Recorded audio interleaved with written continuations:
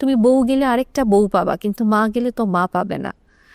আপনি যদি বিয়ের শুরুতেই এরকম একটা ধারণা নিয়ে থাকেন বউ গেলে বউ পাবো, মেয়েরা বা বউরা পরিবারে এসে ঝামেলা সৃষ্টি করে বা আমার মাকে এরকম কষ্ট দিবে, মার প্রতি অন্যায় করবে, বোনের প্রতি অন্যায় করবে, তার মানে জিনিসটা কি দাঁড়াচ্ছে?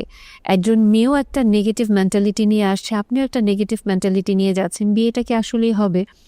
আরও যেই জিনিসটা খুব ভয়ঙ্কর হয়, আসলে অনেক ক্ষেত্রে আমাদের ছেলেরা দায়িত্ব নিতে শেখে না।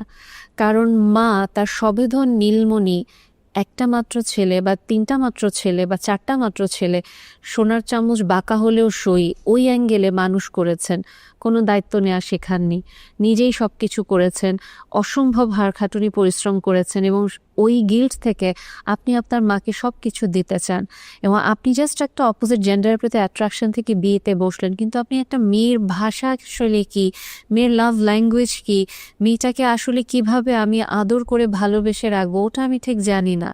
হয় আপনি তাকে অসম্ভব বকাবাদ্য করেন, না হলে আপনি তাকে অসম্ভব আদর করেন, কিন্তু এর মাঝে যে মেয়েটার একটা অনুভূতি আছে, মেয়েটাকে বোঝার চেষ্টা করা উচিত, ওই জায়গাটা খুব শূন্য থাকে।